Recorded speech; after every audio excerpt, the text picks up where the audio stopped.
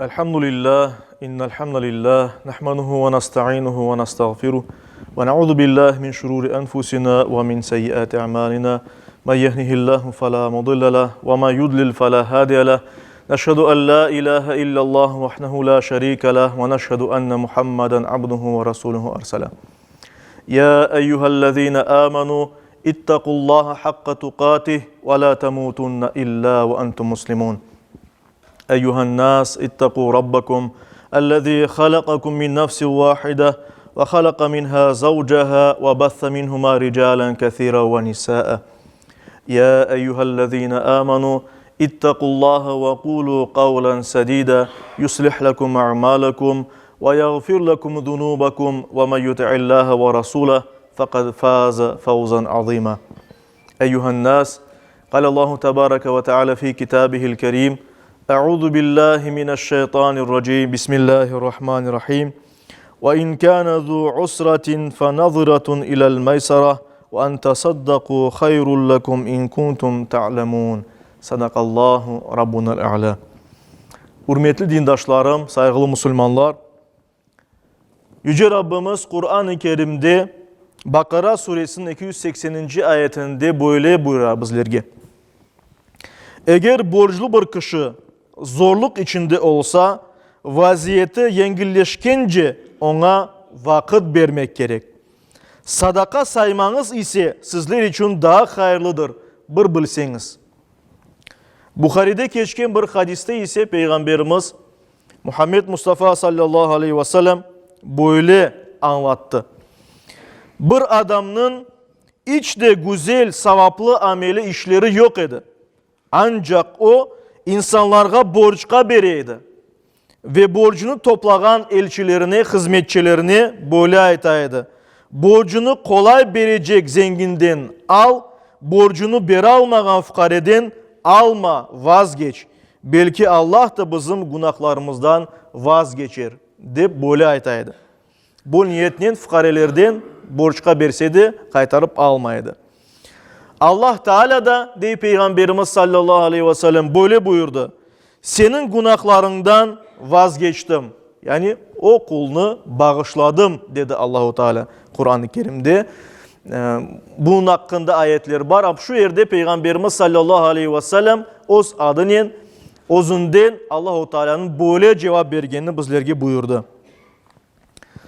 Dan bir tane hadis var, o kene de Bukhari'nin cihintığında geçe. Peygamberimiz sallallahu aleyhi ve sellem böyle buyurgan idi.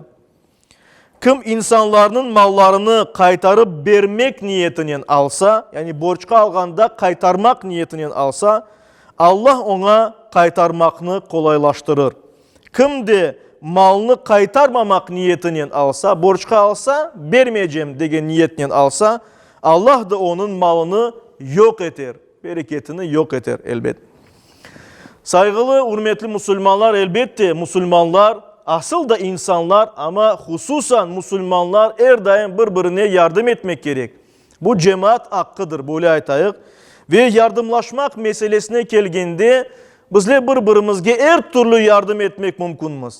Sözümüzle, tevsiyemizle, kolumuzla, elimizle bir şey yapıp ya da paramızdan sadaka berip ya da borçka berip bir sıkışkan kardeşimizge, yani muşkul içinde olgan, problemaları olgan bir kardeşimizge, ağamızga, Müslümana yardım etsek, böyle de yardım etmek gerek, mümkünmüz. Ve Peygamberimiz sallallahu aleyhi ve sellem her vakit borç istep kelgen insanlarga borç vermekini tavsiye eteydi. Ve hem de aytaydı ki borç vermek sadaka vermekten daha sevaplıdır deydi Peygamberimiz sallallahu aleyhi ve sellem. Saygılı cemaat, evet, borç vermek mümkün, borçka almak mümkün eğer gerek olsa bizge. Ama şu yerde Peygamberimiz bildirgen, Kur'an-ı Kerim'de geçken kıskacası dinimizde belli bir kaideler var. Nasıl, ne vakit borçka alamız, ne vakit borçka veremiz.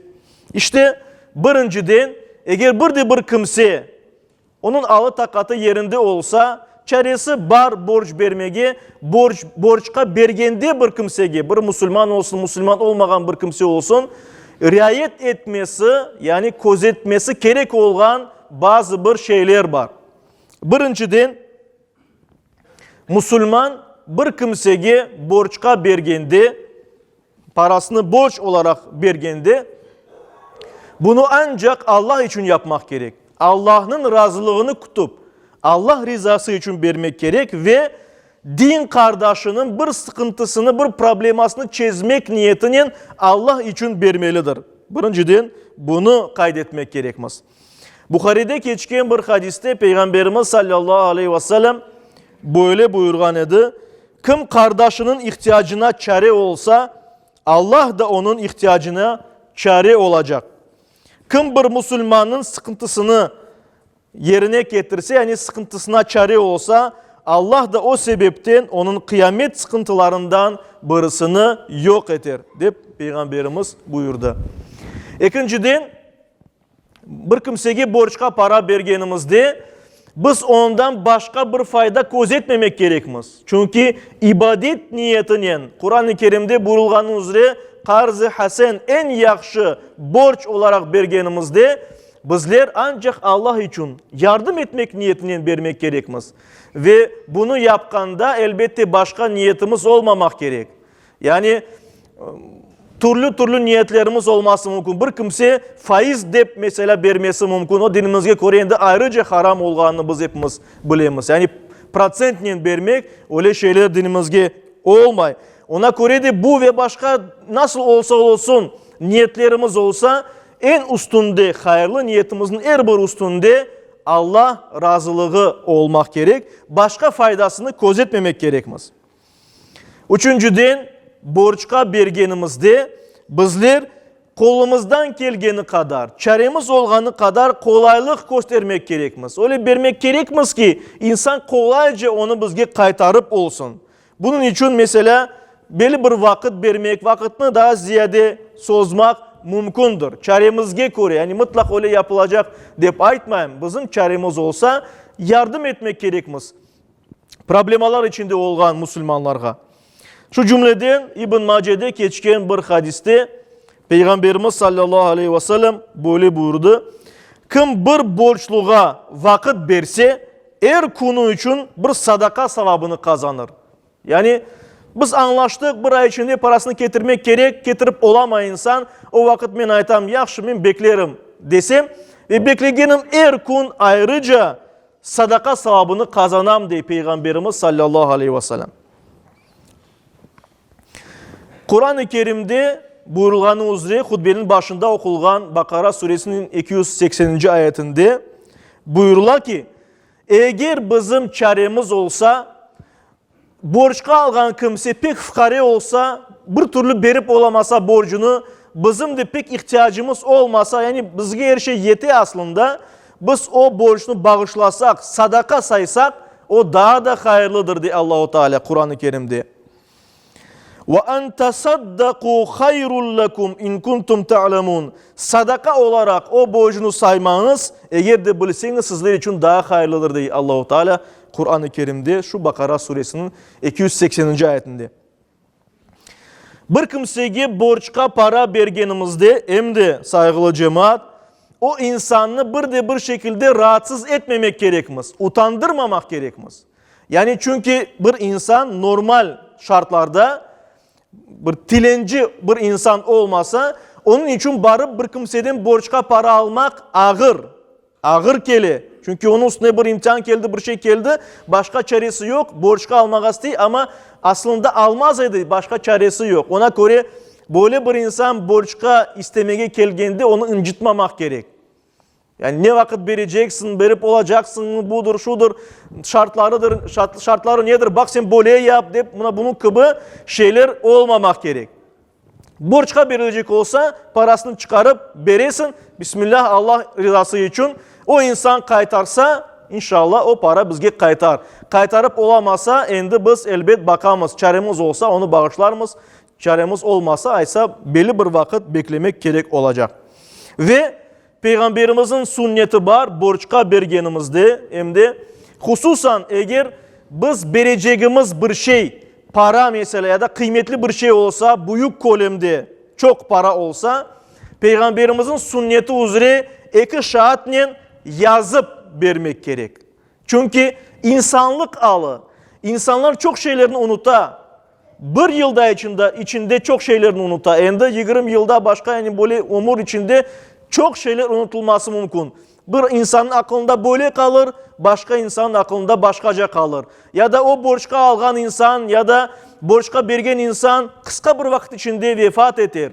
O vakit onların mirasçılarının, bağlarının hakkı var. Hakkı meselesi var ve ona göre de eğer büyük bir şey verilecek olsa Peygamberimiz sallallahu aleyhi ve sellem'in sünneti bunu yazıp almak, imzalarını koymak, iki şahit tutmak. O vakit konflikt, dava, problema inşallah olmaz.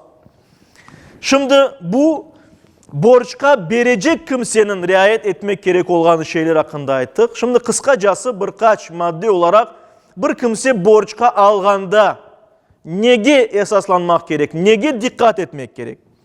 Birinciden bir Müslüman tilenip durgan bir kimse değildir. Ancak gerçekten de bir ihtiyacı olsa, başka çaresi olmasa onu çözmegi o vakit barıp borçka alması mümkün ve istemesi mümkün bunu. Ona göre de bir Müslüman mecbur kalmaganca borçka almamak gerek. Buna göre de eğer bir probleması var onu çözmek gerek olsa ne kadar gerek olsa o kadar almak gerek. Ondan ziyadesini almak gerek mi?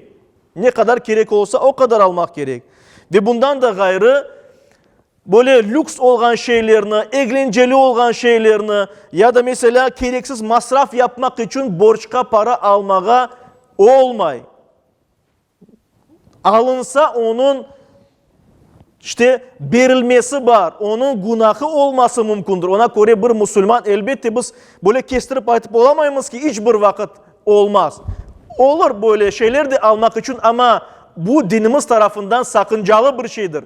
Yani problemaları olması mümkün. Son nasıl kaytaracakmız? Onu düşünmek gerekmez. Borçka alganda ancak gerek olan şeylerge alamız. Mesela bizim maşinamız var. Yeni maşina almak için ya da büyük bir toy yapacakmız. Toyga daha çok adamlarını çağırmak için borçka almak, böyle şeylerini yapmak dinimizge göre bu yanlış hareket. Çaremizge göre her bir şeyimizni yapmak gerekmez. Hususan farz olmayan şeylerge borç alıp onlarını böyle masraflar etip daha sonra ömür boyu borçlarını tolemek bu yanlış bir şeydir.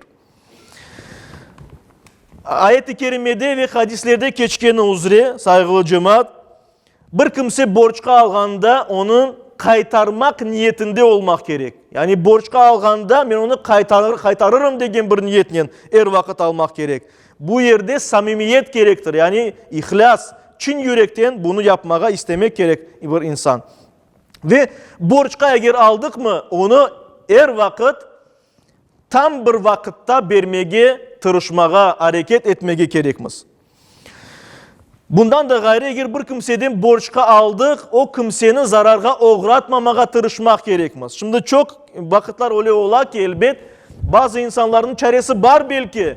Bir insan bir yılga, 2 yılga, 3 yılga çok para borç verebilir bir insana. Ama bazı insanlar özleri muhtaç. Özlerini masraf edecekler. Bir insan kele iste Allah rızası için vereyim dey. İnşallah bir ayda 2 ayda karta kaytarır ve ben o gerek şeylerini yaparım deyip beri.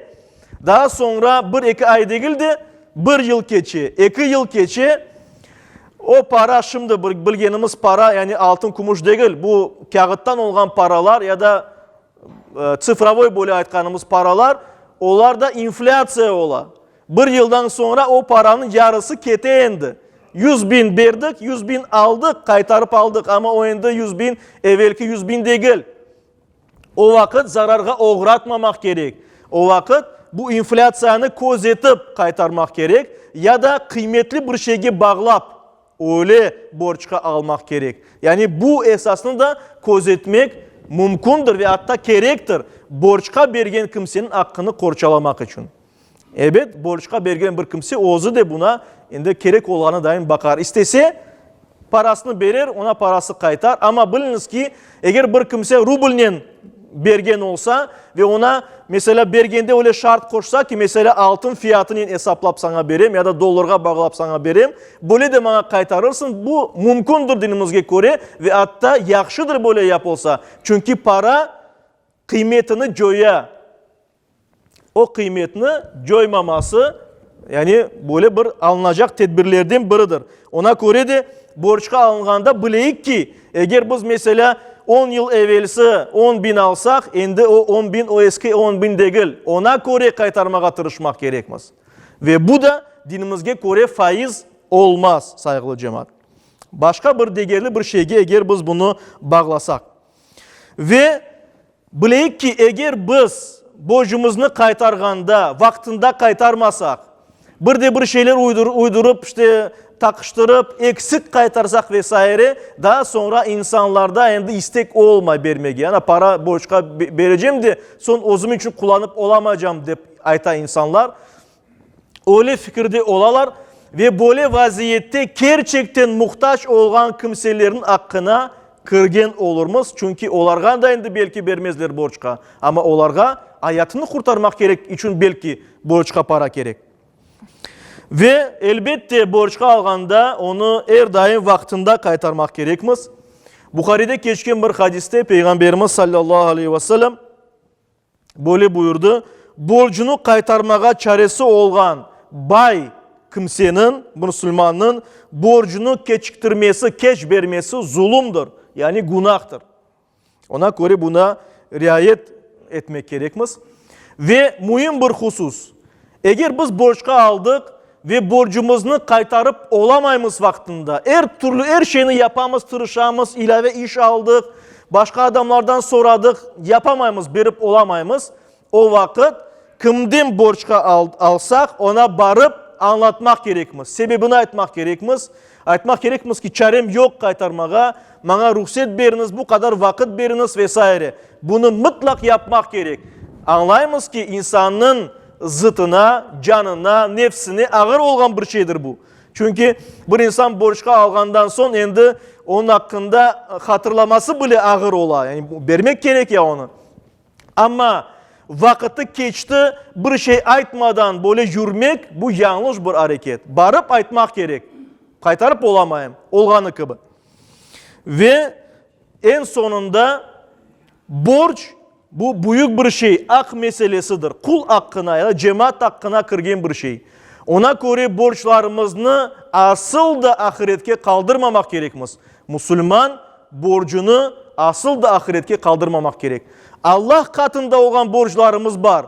Tutamagan orazalarımız, yapamagan namazlarımız olanı da bu dünyada yapmak gerekmez. Bir kimseden para ya da bir mal, mülk bir şey alsak borçka onu mutlak bu dünyada vermek gerekmez.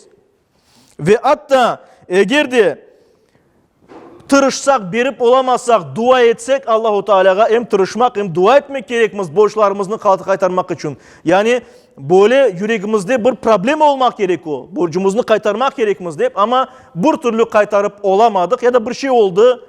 İşte vaktimiz yetmedi bir şey oldu da bir insan belki endi hastalık, eceli, ölümü kele o vakit bizler onu vasiyet etmek gerekmez.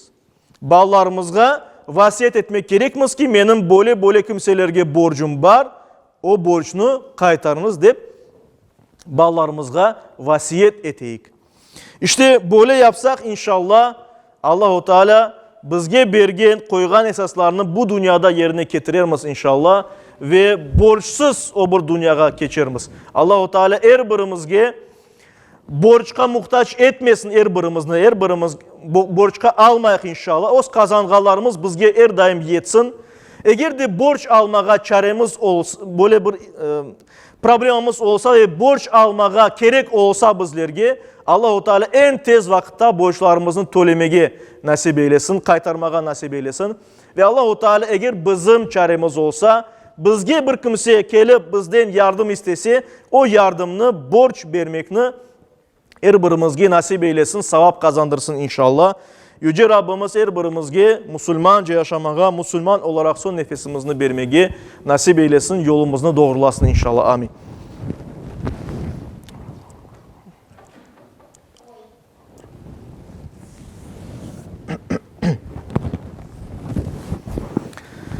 Elhamdülillah ve salatu ve selamu ala Resulillah ve usikum ve nefsel asete bi takvallah. İnna Allah ve melaiketehu yusallun alen nebi. Ya eyyühellezine amenu sallu aleyhi ve sellimu teslima. وارض اللهم عن خلفاء الأربعة أبي بكر وعمر وعثمان وعلي وعن سائر الآل والصحابة والتابعين ومن تبعهم بإحسان إلى يوم الدين وعنا معهم بعفوك وكرمك يا أكرم الأكرمين ويا أرحم الراحمين. اللهم أعز الإسلام والمسلمين. اللهم أعز الإسلام والمسلمين.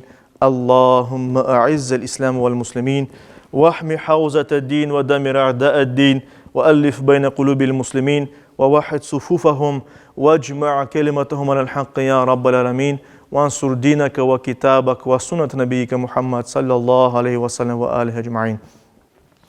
عباد الله إن الله يأمر بالعدل والإحسان وإيتاء ذي القربى وينهى عن الفحشاء والمنكر والبغي يعظكم لعلكم تذكرون.